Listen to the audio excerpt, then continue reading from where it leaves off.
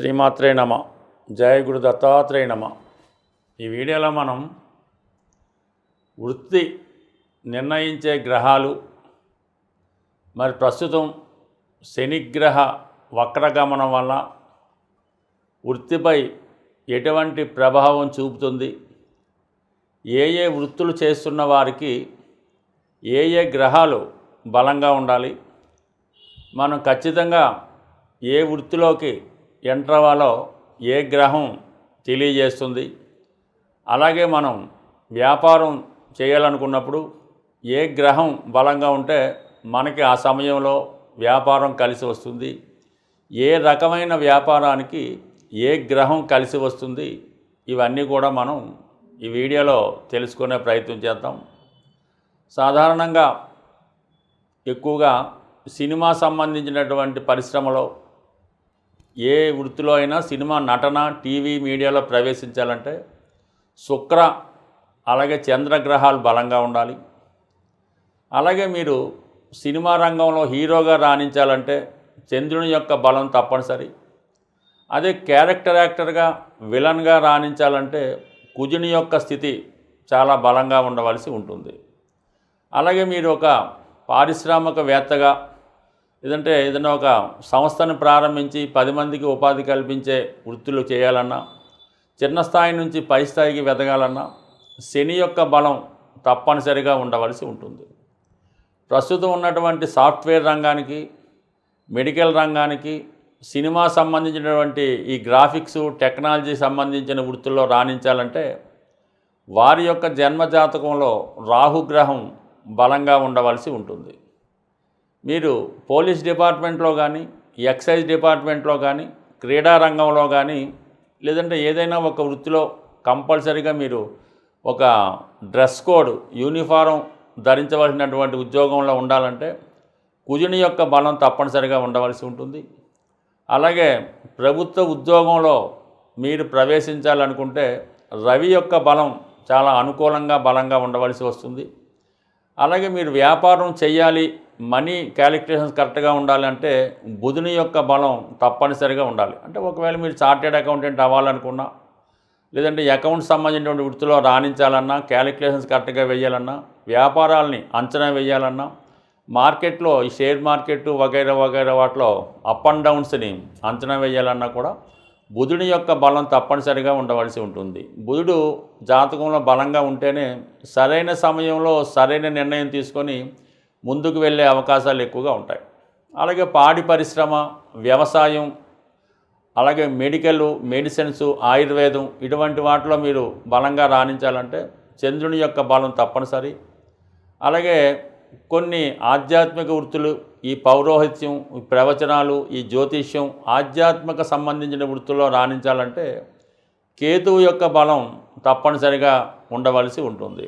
అయితే ఏదన్నా శని సేవకా వృత్తిని సూచిస్తాడు కాబట్టి శని సంబంధించినటువంటి కనెక్షను ఇప్పుడు చెప్పుకున్నటువంటి గ్రహాలకి ఉన్నప్పుడు జాతకుడు సబార్డినేట్గా చేయడం కానీ ఉద్యోగం చేయడం కానీ జరుగుతూ ఉంటుంది.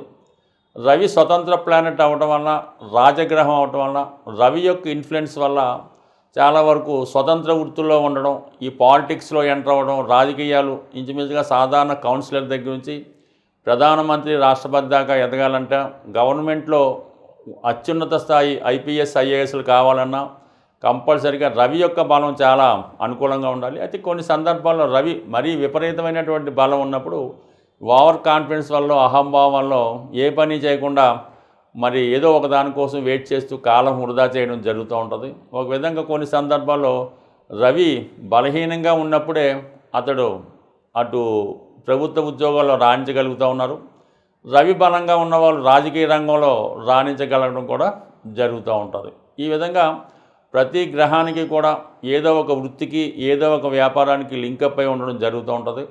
ఏదైనా జాతకుడు వృత్తిలో రాణించాలంటే 2-3 గ్రహాల యొక్క ప్రభావం ఉంటేనే ఆ జాతకుడు ఆ వృత్తిలో రాణించగలుగుతూ ఉంటాడు. ఏదైనా దశమ భావం బలంగా ఉండాలి, దశమాధిపతిని శుభగ్రహాలు చూస్తుండాలి. అలాగే దశమలో ఏ గ్రహం బలంగా ఉంటే, అంటే 2-3 గ్రహాలు ఉన్నప్పుడు ఏ గ్రహం బలంగా ఉంటే ఆ వృత్తిలో రాణించడం జరుగుతూ ఉంటుంది. గురువు బలంగా ఉంటే బ్యాంకింగు, ఫైనాన్సు, ఉపాధ్యాయ వృత్తిలో రాణించగలుగుతూ ఉంటారు. అలాగే కుజుడు బలంగా ఉంటే పోలీస్ డిపార్ట్మెంట్లో రాణించగలుగుతుంటాడు. దీంతో పాటుగా అష్టక వర్గ పరిశీలించి దశమ భావంపై ఏ గ్రహం ఎక్కువ బిందువులు ఇచ్చి ఉందో ఆ సంబంధించిన వృత్తిలో రాణించే అవకాశాలు కూడా బలంగా ఉంటాయి. బట్ ఏదైనా ఒక్క దశమ స్థానమే కాకుండా అర్ధ త్రికోణాలైనటువంటి 2, 6, 10 పరిశీలించి జాతకుడు యొక్క లగ్న బలాన్ని కూడా పరిశీలించి వృత్తిని నిర్ణయించవలసి ఉంటుంది. కన్యా రాశి వారు ఏ వృత్తిలో రాణిస్తారు, వీళ్ళు తొందరగా కోటీశ్వర్లు అవ్వాలంటే ఏం చేయాలి అన్న విషయాన్ని మనం పరిశీలిద్దాం. ఈ కన్యా రాశికి బుధుడు అధిపతి. బుధుడు సహజంగా చాలా తెలివైనటువంటి ప్లానెట్. ఏ విషయాన్నైనా తొందరగా గ్రహించి దాన్ని అమలు చేయడం జరుగుతూ ఉంటుంది. అలాగే ఒకరిని అనుకరించడంలో చాలా టాప్ ర్యాంక్ కలిగి ఉంటారు ఈ కన్యా రాశిలో జన్మించిన వారు. అంటే బుధుడు ఎక్కువగా మిమిక్రీ ఆర్టిస్టులు ఉంటారు. వాళ్ళు అందరి యొక్క కంఠాలని వాయిస్ని అనుకరించి బాగా అందరినీ మెప్పిస్తూ ఉంటారు. ఈ బుధుడే దానికి కారణం అవుతూ ఉంటాడు. సో అందువలన వీళ్ళు ఎవరైనా ఒకళ్ళు ఆదర్శంగా తీసుకొని వారు వెళ్ళే మార్గంలో వెళ్తూ ఆ విధంగా టాప్ ర్యాంక్లోకి రావడానికి ప్రయత్నం చేస్తూ ఉంటారు. అయితే వీళ్ళకి ఎవరో ఒకరు ఆదర్శంగా ఉండాలి, ఆ విధంగా వీళ్ళ జీవితంలో ముందుకెళ్ళడం జరుగుతూ ఉంటుంది. సహజంగా వీళ్ళకి దశమాధిపతి కూడా బుధుడే అయ్యాడు. అందుకని వీళ్ళు వృత్తి ప్రవృత్తి కూడా ఒకటే అవుతూ ఉంటుంది. వాడు సినిమాలో వెళ్దాం అనుకుంటాడు, అదే వృత్తి అవుతుంది, అదే వాడికి ఇంట్రెస్ట్ అవుతూ ఉంటుంది. అయితే సహజ రాశి చక్రంలో ఇది 6వ రాశి అవ్వటం వల్ల వీళ్ళు సబార్డినేట్గానే ఉండడం జరుగుతూ ఉంటుంది. 99% ఇంచుమించుగా సినిమాకి సంబంధించినటువంటి 24 క్రాఫ్ట్స్లో కూడా ప్రతి రంగంలో కూడా వీళ్ళు ఉండడం జరుగుతూ ఉంటుంది. అయితే ఎక్కువగా టెక్నీషియన్స్గా, సబార్డినేట్స్గా, డైలీ వేజెస్ మీద చేస్తున్న వాళ్ళే ఎక్కువగా ఉండడం జరుగుతూ ఉంటుంది. సో అందువల్ల వీళ్ళు ఎప్పుడూ కూడా ఒక విధంగా ఆర్థికపరమైనటువంటి ఇబ్బందుల్లో ఇరుక్కోవడం జరుగుతూ ఉంటుంది. సో కొంతమంది ఏంటంటే పెద్ద పెద్ద షాపింగ్ మాల్స్లోను, వ్యాపార సంస్థలో సేల్స్ సంబంధించినటువంటి డిపార్ట్మెంట్లో ఉండడం జరుగుతూ ఉంటుంది. సేల్స్ గర్ల్స్ అవ్వచ్చు, సేల్స్ బాయ్స్ అవ్వచ్చు. అలాగే వ్యాపార పరంగా ఆలోచించినప్పుడు ఈ గ్రామీణ ప్రాంతాల్లో, అలాగే టౌన్స్లో ఉన్నటువంటి చిన్న చిన్న సందుల్లో ఈ చిన్న ఈ కిరాణా షాపులు, ఈ జెరాక్స్ సంబంధించింది, పూర్వకాలంలో టెలిఫోన్ బూతులు, అంటే ఏ రోజుకి ఆ రోజు సంపాదించే విధంగా చిన్న స్థాయి వృత్తుల్లోనే వీళ్ళు ఎక్కువగా స్థిరపడడం జరుగుతూ ఉంటుంది. మరి కొంతమంది ఏదన్నా ఒక ముఖ్యమంత్రి దగ్గర, ఎమ్మెల్యే దగ్గర, లేదంటే ఏదన్నా ఒక వార్డు కౌన్సిలర్ దగ్గర సహకారిగా ఉంటూ వారికి సలహాలు ఇస్తూ ఆ విధంగా ధనార్జన చేస్తూ ఉండడం జరుగుతూ ఉంటుంది. అయితే వీళ్ళు బాగా కృషి చేస్తే, జాతకంలో బుధుడు బలంగా ఉంటే కంపల్సరీగా వీళ్ళు వైద్య వృత్తిలోనూ లీడర్లుగాను బాగా రాణించగలుగుతూ ఉంటారు. న్యాయవాదులుగా రావడం కూడా జరుగుతుంటుంది. ఎస్పెషల్లీ చార్టెడ్ అకౌంటెంట్స్గా కామర్సు 99% ఈ మిథున రాశి, కన్యా రాశి ఎక్కువ గ్రహాలు ఈ 2 రాశుల్లో ఉన్నప్పుడు వాళ్ళు సాధారణంగా కామర్స్ విద్య చదవడం, ఈ బ్యాంకింగ్ అండ్ ఫైనాన్స్ రంగంలో ఉండడం, ఈ చార్టెడ్ అకౌంటెంట్గా పెద్ద పెద్ద సంస్థల్లో పనిచేస్తూ ఆ సంస్థ అభివృద్ధికి కారణం అవడం, ఈ లెక్కల్లో బాగా ఆరితేరి ఉండడం వల్ల మరి దానికి సంబంధించినటువంటి ఈ స్టేట్మెంట్లు ఇవి పెట్టడంలో చాలా సిద్ధహస్తులు కలిగి ఉంటారు. బట్ ఏదైనా ఒక సంస్థ రాణించాలన్నా, ఒక వ్యక్తి పైకి రావాలన్నా ఈ కన్యా రాశి వారి యొక్క సహకారం లేకుండా జీవితంలో ఎవడు కూడా పైకి రావడం అన్నది జరగదు.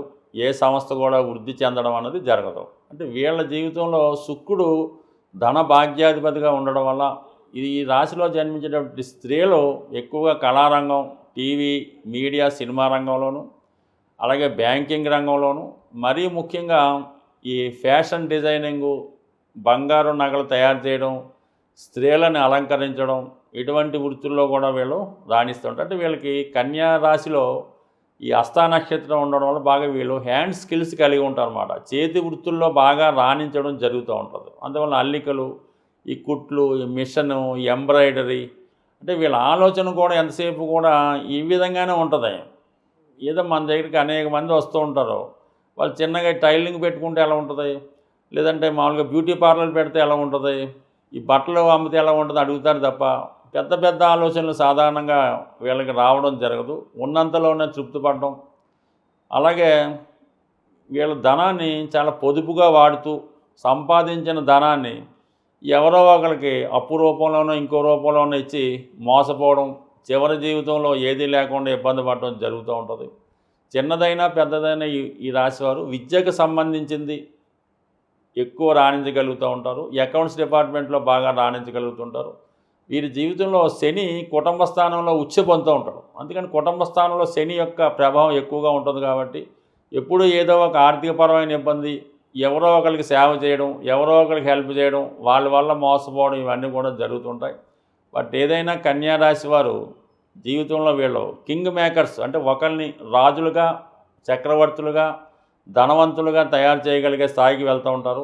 వీళ్ళు కేవలం కింగ్ మేకర్స్గా ఉంటారు తప్ప కింగ్ కాలేకపోతుంటారు. అలా అవ్వాలంటే వీళ్ళు ఇచ్చిన సలహాలకి వస్తున్న వాళ్ళ దగ్గర పార్ట్నర్గా ఉంటూ, వర్కింగ్ పార్ట్నర్గా ఉంటూ లాభాలు తీసుకుంటే మంచిది తప్ప కేవలం వర్కర్గా ఉంటే మాత్రం జీవితాంతం అదే స్థితిలో ఉండడం జరుగుతూ ఉంటుంది. ఎవరైనా వారు చేస్తున్నటువంటి వృత్తిలో కానీ వ్యాపారంలో కానీ నిలకడగా ఉంటూ దినదిన అభివృద్ధి చెందాలంటే కంపల్సరీగా వాళ్ళు వారి దినచర్యలో చాలా పర్ఫెక్ట్గా ఉండవలసి ఉంటుంది. అంటే వాళ్ళు ఉదయం ఎన్ని గంటలకు లెగుస్తున్నారు, ఎన్ని గంటలకి నిద్రపోతున్నారు, అలాగే ఈ భోజన విరామ సమయాలు ఇవన్నీ కూడా ప్రతిరోజు కూడా పర్ఫెక్ట్గా ఒకే టైంకి మెయింటైన్ చేయవలసి ఉంటుంది. అంటే ఆ టైం మెయింటైన్ చేయడం వల్ల మీరు అనుకున్న పనులు ఖచ్చితంగా ఆ టైంకి జరుగుతూ ఉంటాయన్నమాట. అందుకని ముందు మీరు టైం మెయింటైన్ చేయవలసి ఉంటుంది.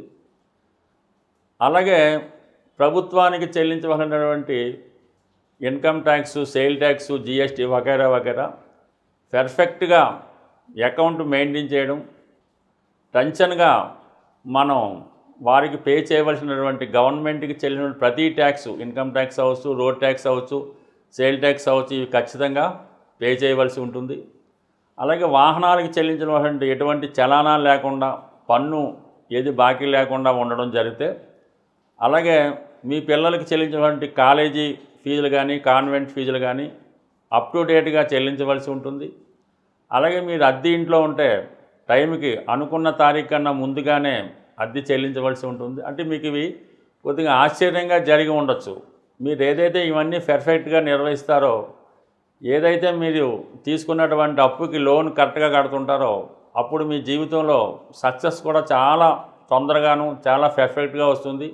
సమయానికి అందరూ కూడా మీకు సహకరిస్తూ ఉంటారు. అంటే ఈ టెక్నిక్ని ఉపయోగించే ప్రస్తుతం బ్యాంకులు ఈ క్రెడిట్ స్కోర్ అన్నది పెట్టడం జరిగింది. అంటే మీరు ఎంత పర్ఫెక్ట్గా మీ విధి నిర్వహిస్తున్నారు, మీరు తీసుకున్నటువంటి అప్పుకి వడ్డీ ఎలా కడుతున్నారు, క్రెడిట్ కార్డు మీద ఎలాగా పే చేస్తున్నారు, ఎవరికన్నా చెక్ ఇస్తే అది ఎంత పర్ఫెక్ట్గా ఉంటున్నారు, ఇవన్నీ కూడా మీ డిసిప్లిన్ బట్టి, మీ వృత్తి ఆధారపడి ఉంటుంది. అందువల్ల ఏంటంటే ఇవన్నీ కూడా పర్ఫెక్ట్గా మెయింటైన్ చేయండి. దాంతోపాటు సూర్య భగవానుని ఆరాధించడం, ఆదివారం నియమంగా ఉండడం, ఆదిత్య ఉదయం వినడం జరుగుతుంది. అలాగే మీకు జన్మనిచ్చినటువంటి తండ్రి గారు, అంటే సహజంగా మీకు మీ యొక్క జన్మజాతకంలో 9వ స్థానమే అదృష్ట స్థానం, అదే భాగ్యస్థానం, అదే మీ తండ్రి స్థానం. అంటే తల్లి, తండ్రి, దైవం, గురువు. అంటే తల్లి కూడా 9వ స్థానానికే వస్తుంది, చతుర్థ భావం కాదు. అందువలన మీరు ఎంత సంపాదించినవ్వండి, ఎంతో కొంత మీ తండ్రి గారు కోటీశ్వరులు అయి ఉండొచ్చు, ఆయనకి లోటు లేకపోవచ్చు, ఆయన ఒక దేశ ప్రధానమంత్రి కూడా అయి ఉండొచ్చు. కానీ తండ్రి గారికి మీరు విధి విధానంగా ఏదో ఒక, అంటే అది డబ్బు రూపంలోనే కావద్దు, తండ్రి గారికి అవసరానికి ఒక మంచి బట్టలు కొనివ్వచ్చు, కాలికి చెప్పులు కొనివ్వచ్చు, చేతికి గడియారం కొనివ్వచ్చు. బట్ ఏదైనా 9వ స్థానానికంటే గురువుకి కానీ, తండ్రికి కానీ, తల్లికి కానీ, దైవానికి కానీ మీ సంపాదనలో కొంత భాగం వారికి ఏదో రూపంలో ఇవ్వడం వల్ల మీ అదృష్టం బాగా జనరేట్ అయ్యి ఉద్యోగపరంగా, వ్యాపారపరంగా మీకు అభివృద్ధి చెందడం జరుగుతూ ఉంటుంది.